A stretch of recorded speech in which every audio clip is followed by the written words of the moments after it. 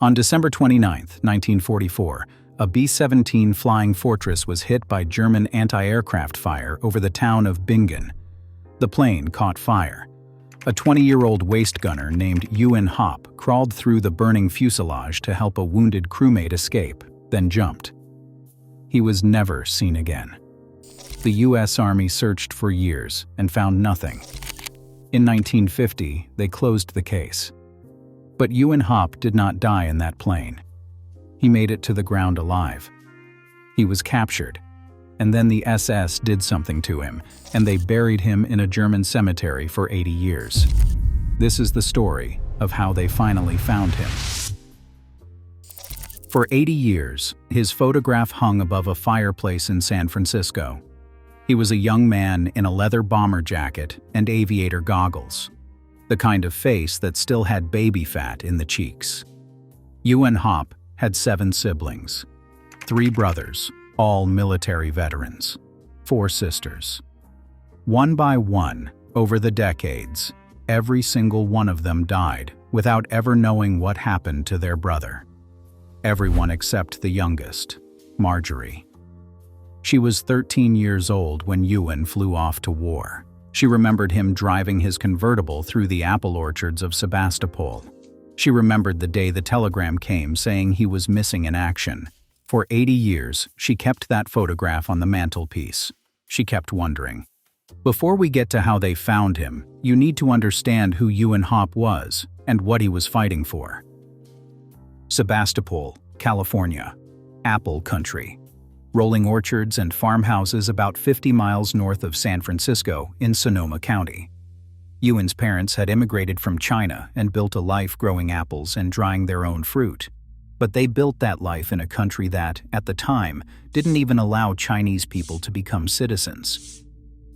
The Chinese Exclusion Act of 1882 had banned Chinese immigration and naturalization for decades. Yuen's parents couldn't vote, couldn't own certain property, couldn't testify against white people in court. But their children, born on American soil, were citizens. And when Pearl Harbor happened, those children enlisted. Here's a number that still surprises historians. Approximately 20,000 Chinese Americans served in World War II. That was 25% of the entire Chinese American population at the time, the highest service rate of any ethnic group in the country. And roughly 40% of them weren't even citizens themselves. Yuen Hop was one of them. He trained as an aerial gunner, learned to operate the .50 caliber machine guns mounted in the waist of a B-17 Flying Fortress, and was assigned to the 447th Bombardment Group stationed at Rattlesden Airfield in England. By December 1944, he had flown 14 missions over Nazi Germany. 14 times climbing into that aluminum tube, strapping himself to a gun, watching fighters and flak try to kill him. Mission 15 would be his last. Before we get into what happened on that mission, hit subscribe if you want to see how this 80-year mystery gets solved. I cover forgotten military investigations like this one every week. Now, December 29, 1944. But to understand what Yuen was about to face, you need to know what it meant to fly in a B-17. The target that day was a German railroad marshalling yard. The Battle of the Bulge was raging, and Allied forces were scrambling to cut German supply lines. B-17G serial number 43-39031 took off from Rattlesden that morning as part of a massive bombing formation. Yuen Hop stood at the waist gun station, an open window in the side of the fuselage with a .50 caliber machine gun, and nothing but thin aluminum between him and incoming fire. The temperature at 25,000 feet was -40 degrees. Wind screaming through those open gun ports could freeze exposed skin in seconds. Waist gunners had the highest casualty rate of any position on the B-17, completely exposed, standing targets. And there was no ejection seat. If your plane went down, you had maybe 30 seconds to strap on your parachute, find an exit, and jump before the whole thing became a spinning coffin of fire and aluminum. Over Bingen, Germany, the flak came up thick. Anti-aircraft shells exploded around the formation, filling the sky with black smoke and shrapnel. B-17G 43-39031 was hit. Twice. The second hit started a fire in the bomb bay. Smoke filled the fuselage. Fire spread. The bomber lost altitude. And somewhere in the chaos, a crewmate was hit, wounded, and unable to move. This is where Yuen Hop made a choice that would cost him his life. He could have jumped immediately and saved himself. Instead, he grabbed his first aid kit and crawled through a fuselage that, according to witnesses, was raining molten aluminum from the heat. He reached the wounded man in the tail section, helped him put his parachute on, and made sure he got out. Then, Yuen jumped. His boot snagged on a hinge, but he made it out. 6 crew members were captured that day and processed into the German prisoner of war system.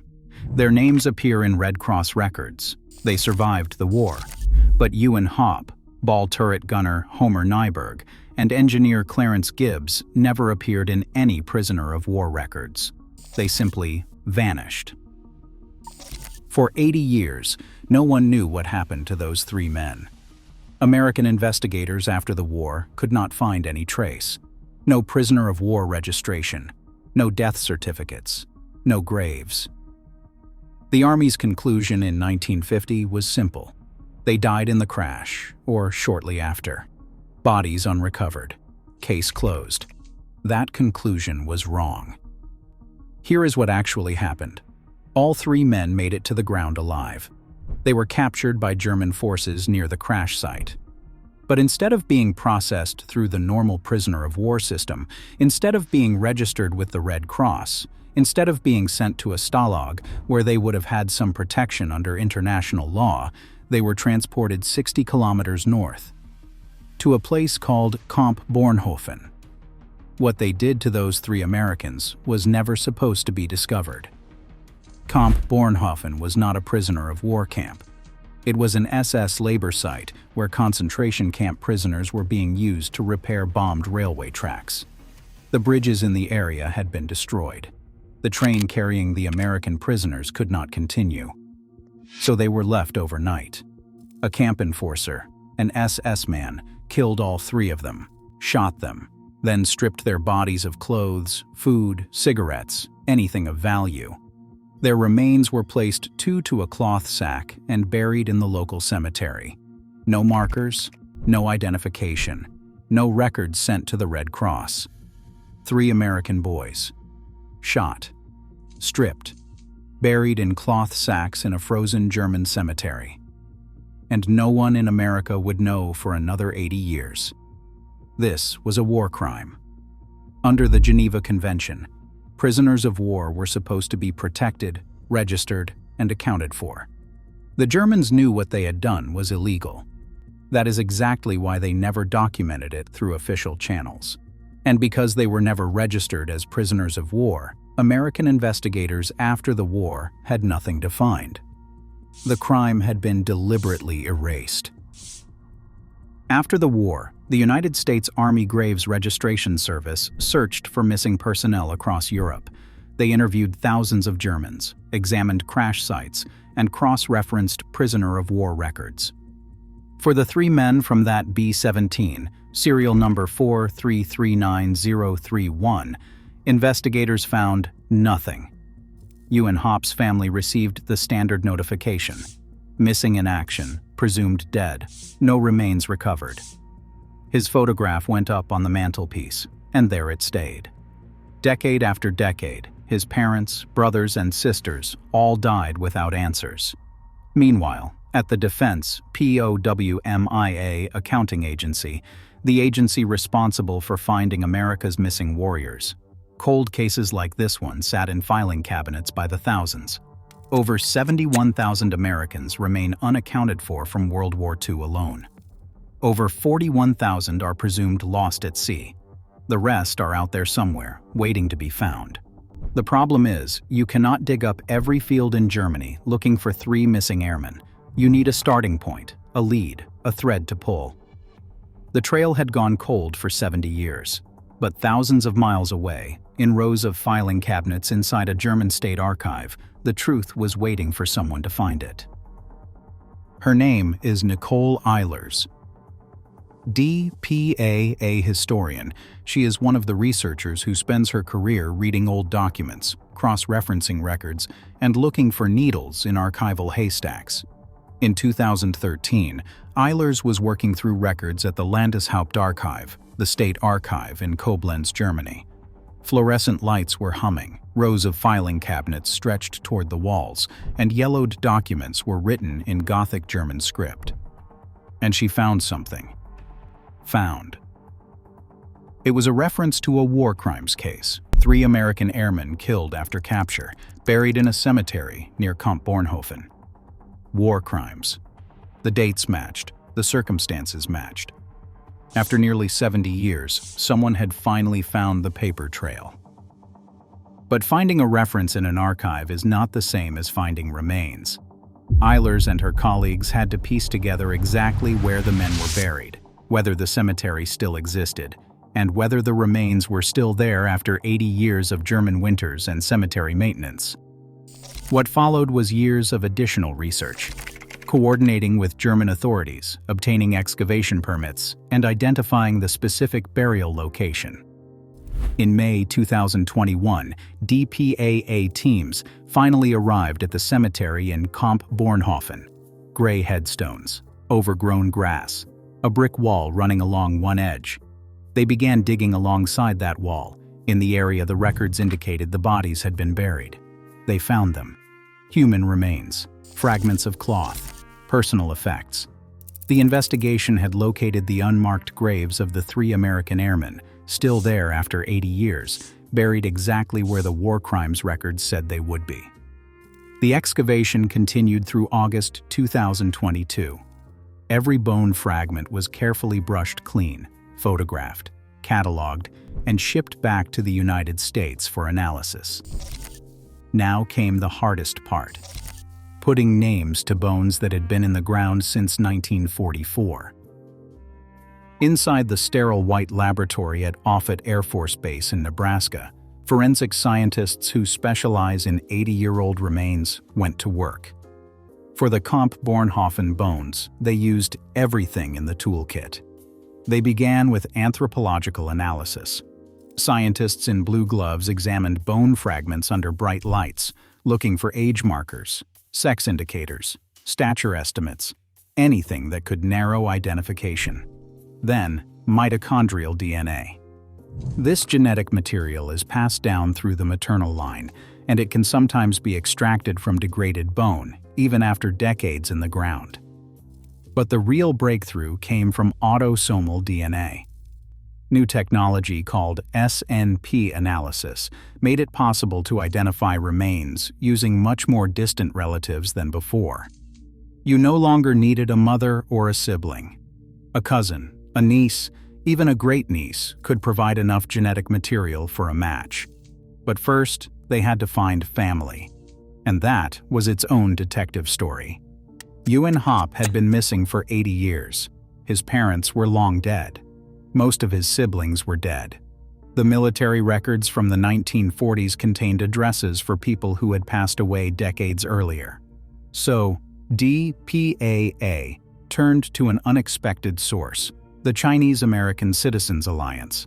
In 2018, Congress awarded the Congressional Gold Medal to Chinese-American veterans of World War II. As part of that recognition, veterans organizations created registries of Chinese-American service members and their families. Through that registry, DPAA finally located her, Margery Wong, the last surviving sibling, living in the West Portal neighborhood of San Francisco, 93 years old.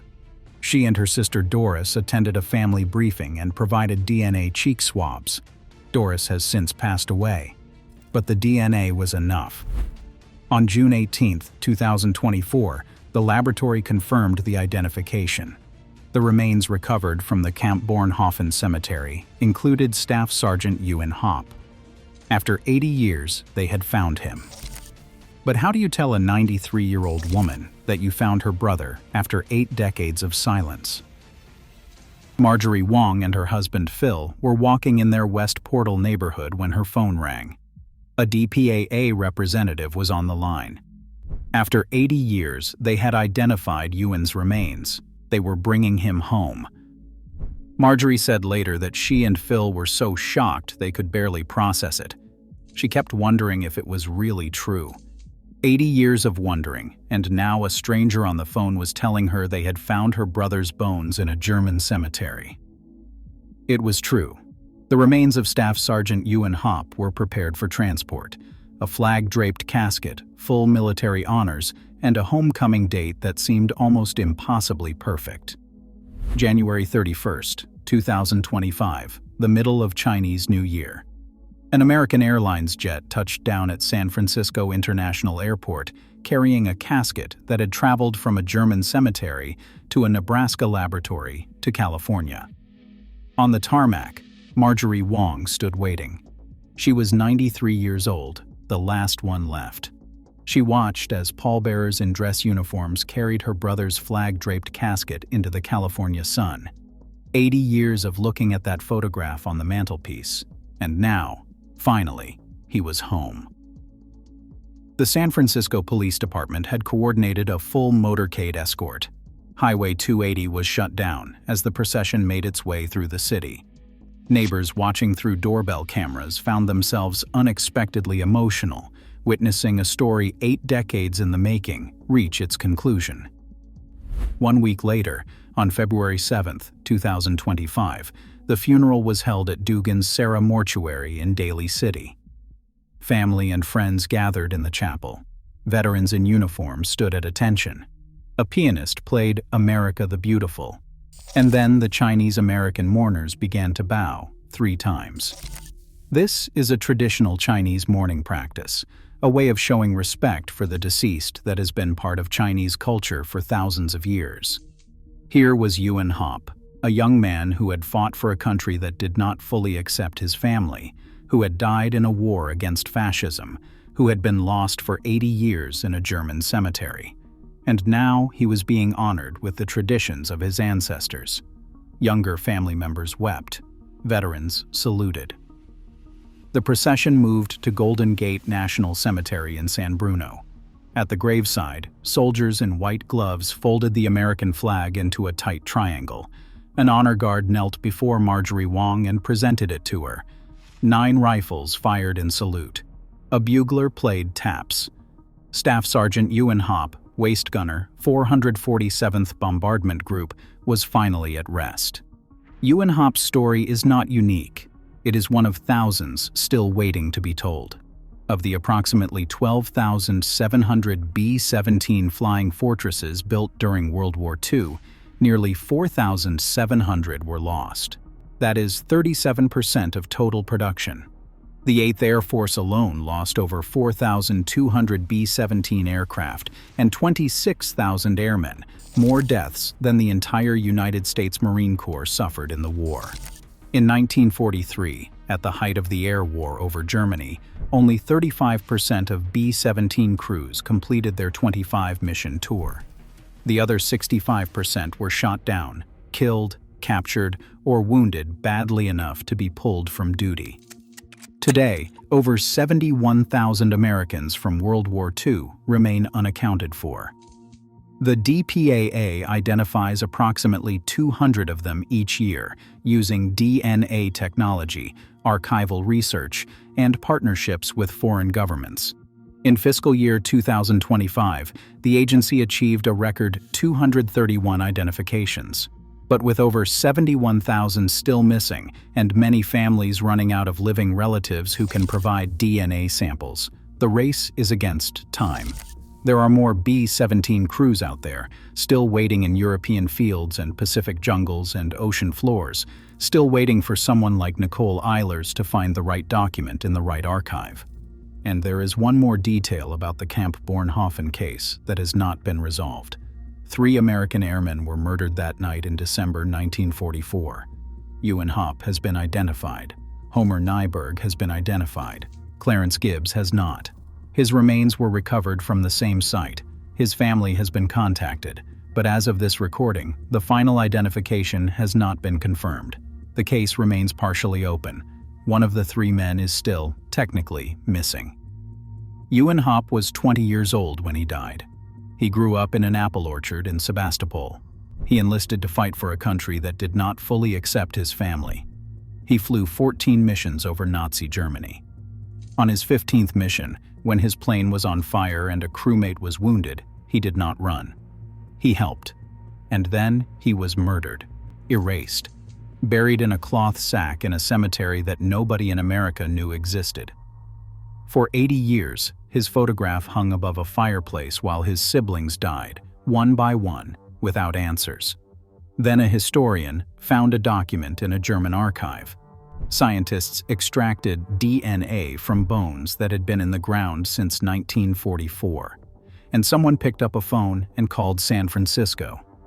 His sister Margery was 13 when he left for the war. She is 93 now. She was standing on the tarmac at SFO during Chinese New Year when they finally brought her brother home. Some stories take 80 years to finish. If this story moved you, do 2 things. Hit subscribe. I tell stories like this every week, forgotten histories that deserve to be remembered. Drop a comment telling me whose story I should cover next. There are thousands of missing service members from World War II, Korea, and Vietnam still waiting to be found. Whose story deserves to be told? This was Staff Sergeant Yuen Hop, waist gunner, B-17 Flying Fortress, 447th Bombardment Group. Finally home.